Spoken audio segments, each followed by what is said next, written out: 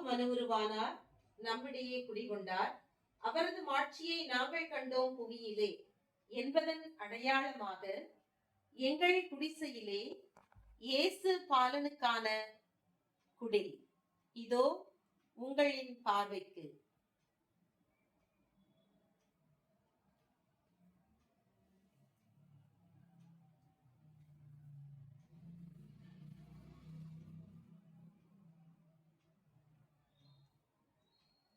யூதேயா நாட்டிலுள்ள பெத்லகேம் என்ற ஊரில் இயேசு பாலனாய் பிறக்க அவருக்கு இடம் கிடைக்கவில்லை.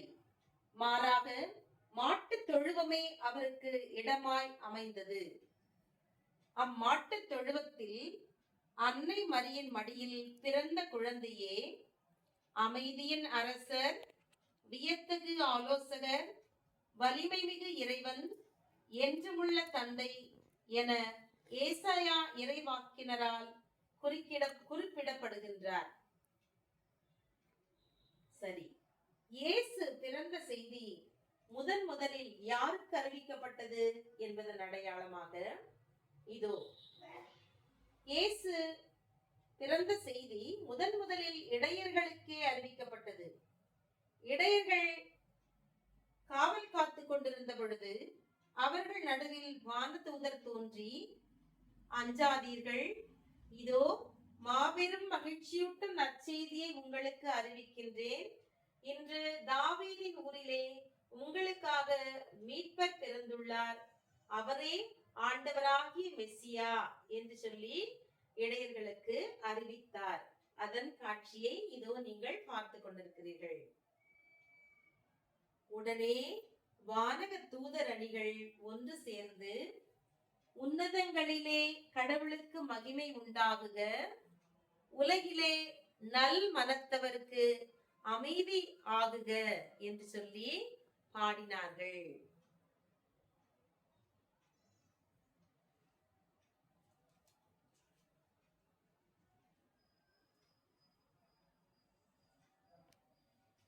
அடுத்ததாக கிழக்கிலிருந்து ஞானிகள் எருசலேமுக்கு வந்து, யூதர்களின் அரசராக பிறந்திருக்கிறவர் எங்கே?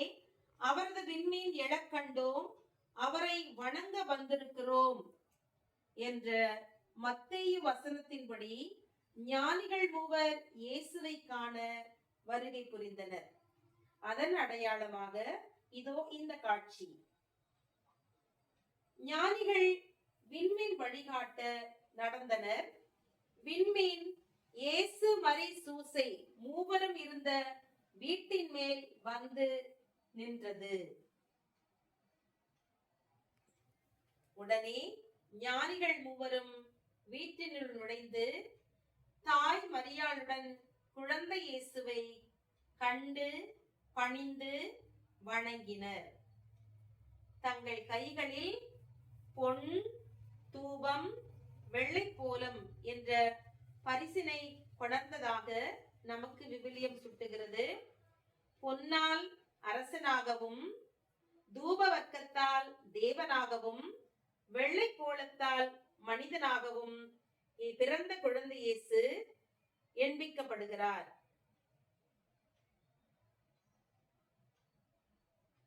இப்படி ஞானிகள் குழந்தை இயேசுவை சந்தித்த போது குழந்தை இயேசுவுக்கு ஏறக்குறைய 2 வயதுக்கு உட்பட்டவராக இருந்ததாக நாம் பாரம்பரியமாக அறிய வருகிறோம். இப்படியாக பிறந்த குழந்தை இயேசுவே அமைதியின் அரசர்,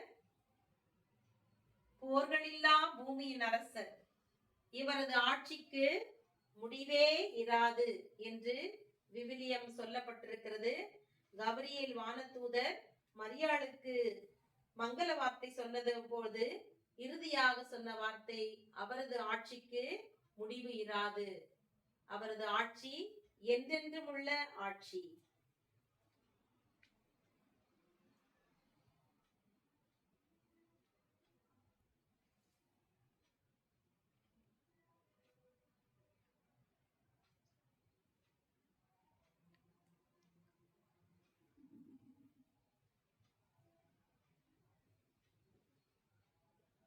இவற்றையெல்லாம் விளக்கும் வண்ணமாக எங்கள் குடிசையிலே இயேசுவுக்கான ஒரு குடில் நாங்கள் அமைத்திருக்கிறோம்.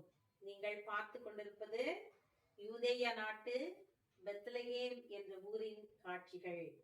மாட மாளிகைகள், கூட கோபுரங்கள் எவை இருந்தாலும், மக்கள் பலர் பல்வேறு நிலைகளில் இருந்தாலும், மன்னாதி மன்னன் ராஜாதி ராஜன் இயேசுவுக்கு இடம் கிடைக்கவில்லை. சத்திரத்திலும் அவர்களுக்கு இடம் கிடைக்கவில்லை. மாறாக மாட்டு தொழுவமே அவர்கள் இடமாக அமைந்தது. ஏனென்றால் இறைவன் கடவுளுக்குரிய நிலையை வலிந்து பற்றி கொண்டிருக்க வேண்டியது ஒன்றாக கருதாமல் தம்மையே தாழ்த்தி அடிமையின் தன்மை பூண்டு ஏழை கோலமாக இதோ இந்த மாட்டு தொழுவத்திலே நமக்காக வந்து பிறந்தார். அன்புக்காக, எல்லாம் அன்புக்காக.